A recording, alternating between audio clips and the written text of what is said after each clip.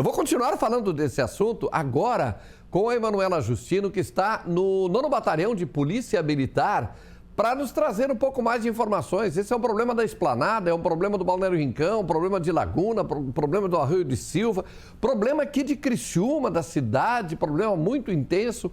O que a Polícia Militar pode dizer a respeito disso, Manu? Boa tarde. Oi, João, boa tarde para você, para quem está assistindo a gente aqui no Balanço Geral. Pois é, quem liga a televisão agora até pode achar que é notícia velha, né? Mas, na verdade, isso é recorrente. E a gente vai falar da situação aqui em Criciúma. Como você falou, já vem sendo falado várias vezes e, infelizmente, né? Na verdade, existe isso muito ainda porque tem quem compre. A gente vai conversar aqui com o Tenente Coronel Mário Luiz, vai falar um pouquinho da situação aqui em Criciúma, principalmente nos últimos 6 meses, né? A gente conversava aqui um pouquinho antes a respeito dessa situação, porque traz prejuízo, claro, para o coletivo, para o individual. Tenente Coronel, seja bem-vindo aqui, né, ao Balanço Geral. O que dá para falar, assim, em relação ao número de ocorrências, né, e ações da polícia em relação a isso, tanto para quem furta quanto para quem compra também? Boa tarde. Muito boa tarde. Pois então, esse problema de furto de fios de energia elétrica é algo recorrente já há algum tempo, mas não é peculiaridade aqui da cidade de Criciúma. A gente percebe, constata pelos índices estatísticos produzidos pela Polícia Militar que isso é um problema grave a nível de estado, quiçá interestadual. É claro que nós temos dois focos do problema. Primeiro, o ladrão propriamente dito, o furtador, aquele que subtrai o fio. E o problema maior é aquele que dá causa a isso, que é aquele que adquire a res furtiva, aquele que adquire o produto do furto. É uma prática delitiva que, ela, por vezes, o bem furtado é de objeto de valor ínfimo, pequenos metros de fio. O valor propriamente dito é pequeno, mas os malefícios causados são muito grandes.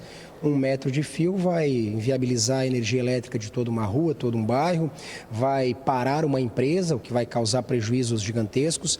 Então, é uma prática que tem consequências bastante nefastas. Nessa perspectiva dos dois criminosos, o ladrão e o receptador, eu entendo, não tenho certeza que o grande problema é o receptador, que é quem movimenta toda essa máquina criminal. O ladrão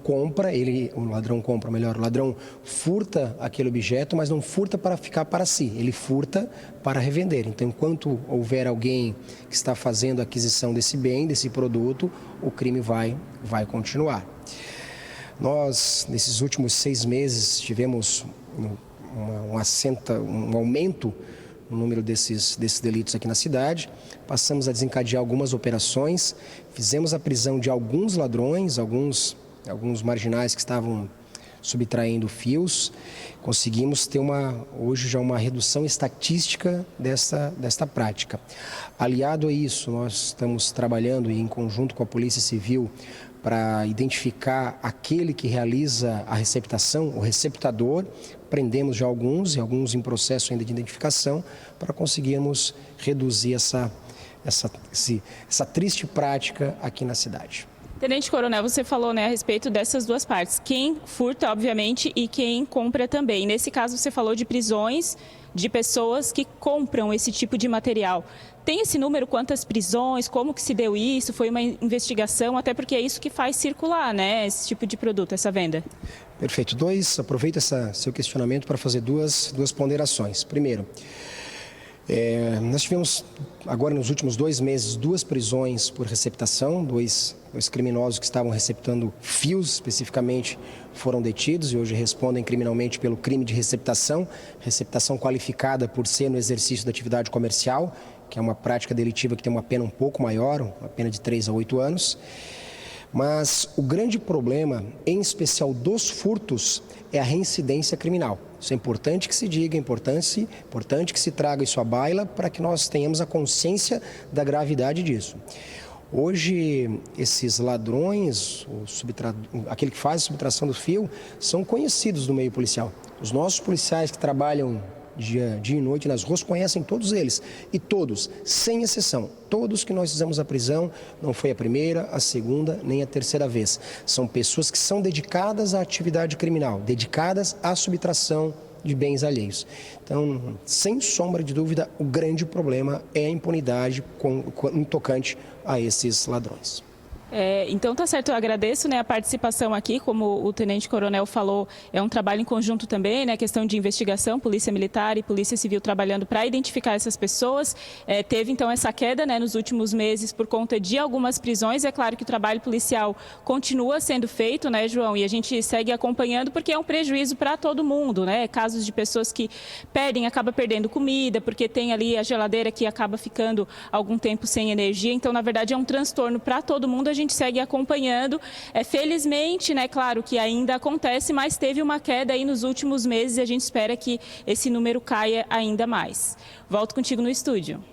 Obrigado, Manu. Em tudo que eu posso, cumprimentar a polícia que faz o trabalho, que endurece a fiscalização, a polícia militar, posteriormente a Polícia Civil, lamentar o que o Poder Judiciário, por alguma razão, e eu quero entender melhor, coloca logo depois esses nas ruas. Então é por causa da legislação. Mas convenhamos, existem outros mecanismos que podem ser adotados. Com relação específica aos receptadores, está muito evidente, e em todas as prisões feitas, nas poucas prisões feitas até este momento, tem um endereço, tem CEP. O receptador tem um estabelecimento, tem CEP. Não existe uma possibilidade do município estabelecer uma legislação de perda do alvará de funcionamento. Ou seja, não dá apenas para deixar com a Polícia Militar, com a Polícia Civil, com a legislação penal. A penalidade precisa ficar também com a responsabilidade comercial. Senão nós vamos passar a ter estabelecimentos que a vizinhança sabe, aí se compra fio, nesse local compra um fio. Muitas vezes a maioria sabe onde comercializa esses fios, quem recepta esses fios e outros materiais furtados. Então as autoridades municipais também não podem lavar as mãos. Precisam tomar uma atitude, não ficar transferindo responsabilidade. Temos que ter uma legislação municipal que puna os alvarás de pessoas que se estabelecem, porque não é permitido conceder alvará para quem vende ou para quem compra produto furtado.